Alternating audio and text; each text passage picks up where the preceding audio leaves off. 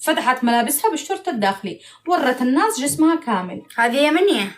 طيب هذه يمنية عريانة، شافوا الناس كلها. ليش؟ ايش وضعها هي؟ ايش وضعها هي؟ ليش انتم ما سويتوا عليها حملة أمل سالم؟ طيب أنا ما وريت للناس عورتي، ما فسخت سروالي، الحمد لله الحمد لله.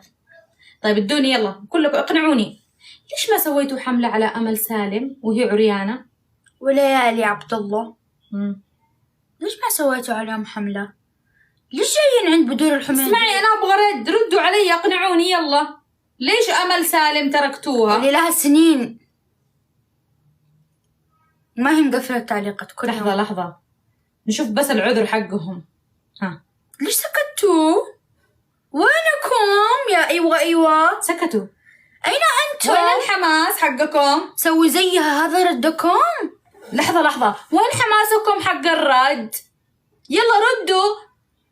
ليش أمل سالم عادي ما كلمتوها؟ هي في أوروبا. طيب حلال يعني الله مش موجود في أوروبا بس موجود عندنا في مصر صح؟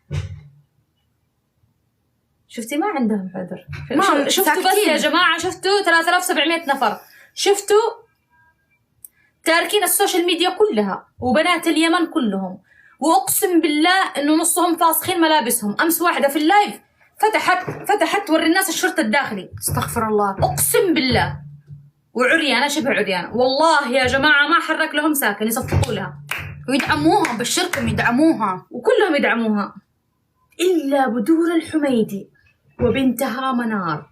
إحنا نختلف عن الآخرون.